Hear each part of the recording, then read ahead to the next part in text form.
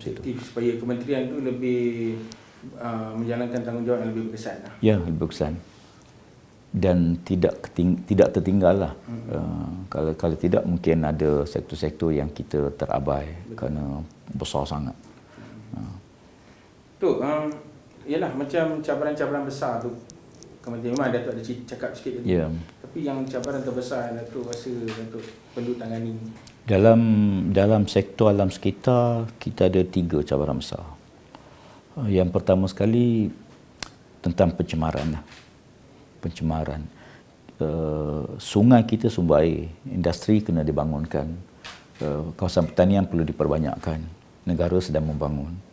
Jadi di situ kita akan bertembung bila perumahan terpaksa diperbanyakkan, kawasan pertanian terkena besarkan, jadi automatik dia akan mau tak mau akan berlaku pencemaran sungai dan sebagainya. Sebab tu kita mengawasi dalam konteks bawah kementerian EIA lah, untuk pastikan semua ikut SOP yang betul dan kita bertindak. Yang kedua, kilang-kilang, pencemaran daripada kilang-kilang. Dalam tempoh PKP baru-baru ni pun kita ambil tindakan. Ada yang kita gantung operasi sampai ada 2 minggu kita gantung operasi, ada sebulan, ada 3 bulan kita gantung operasi. Dan kita perlu bertegas dalam soal ini untuk jaga alam sekitar. Itu Jabatan Kementerian Sekitar. Yang keduanya pencemaran dari segi sisa domestik. Kita Malaysia ni dulu satu masa bila 2019 bila China menutup tak lagi terima plastik ke negara dia. Jadi negara kita di tempat pembuangan plastik. Maksudnya industri plastik cambah masa itu. Menyebabkan kita berdepan dengan masalah besar. Kemasukan plastik yang tidak betul lah, yang cemar, yang melanggar peraturan, dan kita bertindak untuk kita buat operasi, kita hantar balik plastik-plastik yang bercanggah, yang kemudian termasuk sisi-sisi lain. Biasa negara sedang bangun ni tempat buangan, dan ini kita tegaskan bahawa kita kena bertindak tegas. Kita hantar dan kita buat operasi dengan agensi-agensi bawah kerajaan di pelabuhan apa semua untuk kita pantau dan kita ambil tindakan.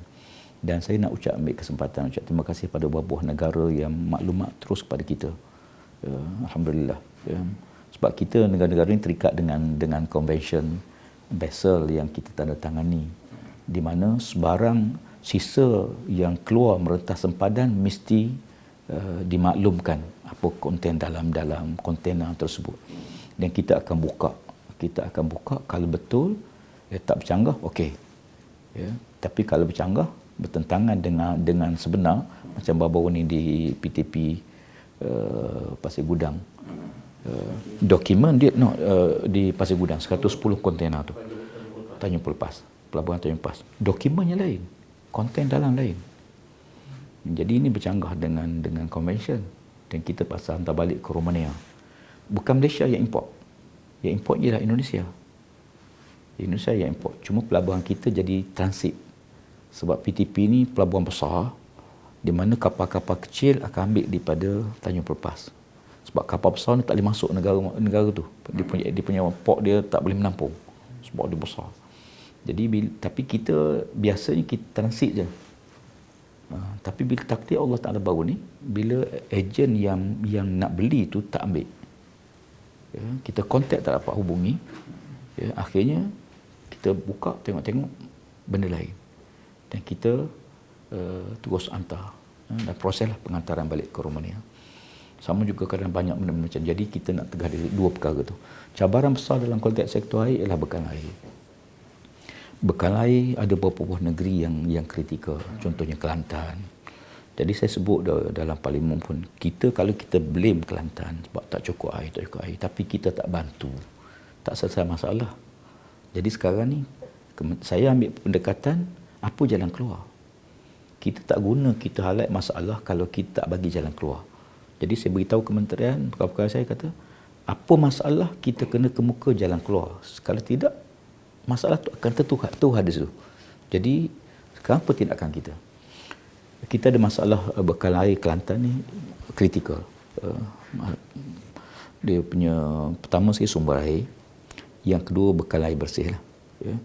NRW sangat tinggi. Di Kelantan, di Kedah, di Perlis. Yang kedua Melaka, Labuan, Langkawi, negeri Kedah, 5 negeri ini dia hanya bermasalah pada waktu musim kemarau. Dia tak cukup menampung. Jadi kita cari penyelesaian. Macam mana untuk selesaikan masalah supaya at least ada satu perancangan jangka panjang supaya kita boleh takungkan air waktu kita banyak, kita manfaatkan waktu kemarau. Kita ni dua ekstrim negara kita ni. Waktu banjir, melimpah-limpah air. Waktu kemarau, dah tak ada air. Jadi kaedah kalau kita harus manfaat waktu tu. Jadi sekarang saya ambil pendekatan untuk perbanyakkan taps. Dulu panggil ORS, Off River Stories. Tapi kita ambil tap ni takungan air pinggiran sungai, TAPS. Jadi kita takungkan air sungai tu dalam satu takungan. Pertama, dia menjimatkan kos rawatan. Sebab air tu dah mendap, pencemaran tu dah mendap. Jadi kita ambil yang dah separuh masalah pencemaran tu dah selesai. Baru kita hantar ke loji, kita proses. Kos rawatan kita lebih murah. Yang kedua, air itu dah ada dalam stok kita. Contohnya air Sungai Labu ni, kita ada stok untuk 3 bulan. Ya, untuk bekal air di kawasan ni lah. Kawasan airport apa semua ni. Jadi, berarti kalau kemarau 3 bulan, kita dah ada stok untuk 3 bulan air. Jadi kita ambil pendekatan tu lah.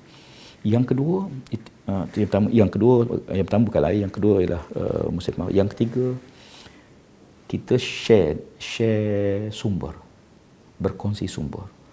Ada negeri-negeri yang sumber airnya banyak. Negeri jiran dia tak ada air. Jadi kita buat konsep berkongsi sumber, di mana 2 buah negeri akan runding. Mungkin lojinya kita buat di, contoh Negeri Sembilan dengan Melaka. Kita buat di Negeri Sembilan, tapi dia boleh bekalkan juga ke sepadan dia, Melaka. Pulau Pinang tak ada air, Perak lebih air. Jadi Perak membekalkan air ke Pulau Pinang. Jadi share ni kita tengok di antara, bolehlah kita buat. Cuma itu cabaran besar kita di segi sektor air lah. Selain yang lain tu tak banyaklah isu pencemaran sungai. Dan kita gerakkan satu lagi untuk makluman ialah penjagaan sungai lah.